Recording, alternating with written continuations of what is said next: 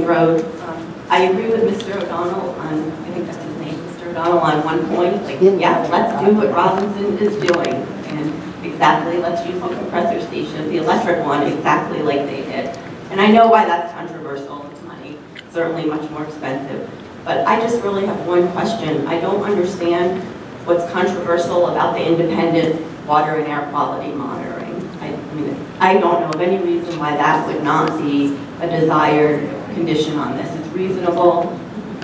Can anyone answer that? I don't know the gentleman's name from Mark West, but why would that not be a desirable condition? I can answer that. Okay. In other words, it would set a precedent in this particular township, so if they would go anywhere else, that it would be expected but in other places. That should be the norm everywhere. First of all, I'm not for it or against it. I know, I agree. All I'm doing is answering your question. Well, I understand, and I appreciate it. Again, I want to say thank you too. You've taken this far. We appreciate it. I do think you're doing everything you can to protect the citizens. We do appreciate it. The other part of that is enforcement. It's going to give some data for Cecil Township. Who's going to enforce it? Who do we have to enforce it? Wasn't that part of the stipulation though? No.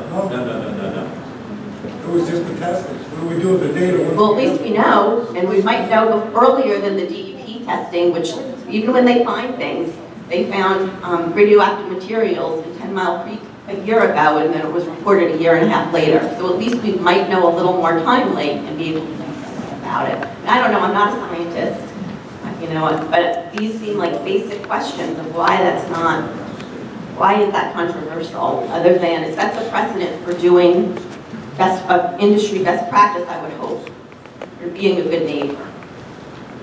Well, I totally understand. And Mark West doesn't want to address that.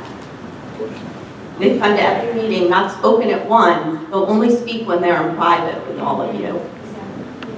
It's unfortunate. We can't hear it.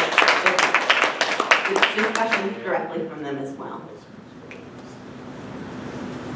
Again, thank you for all you've done to this point to try to protect us. We do appreciate it.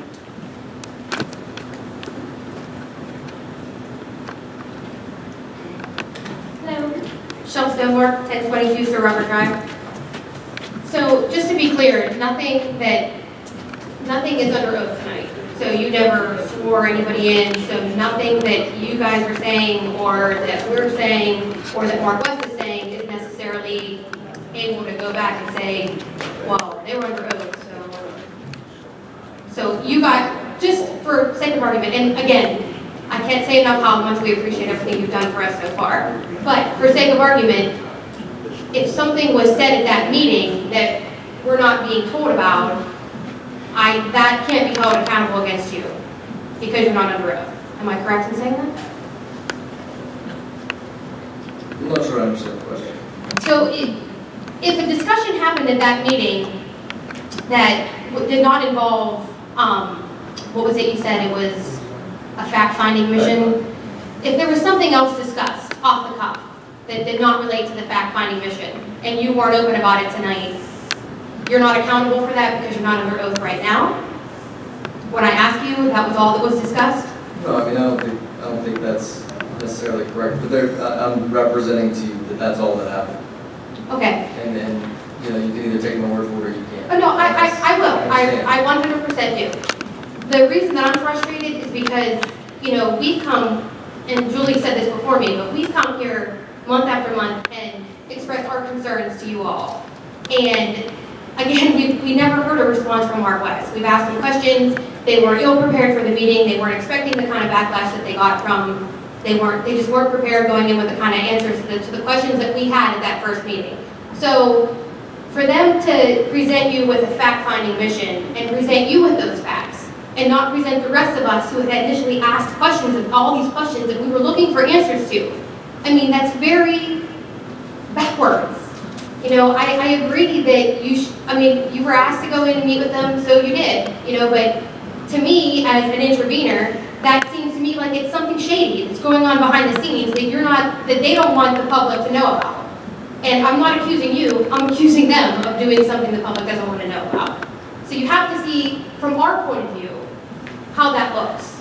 You know, coming from us, we're interested in those facts too. I want to know what you learned at that meeting.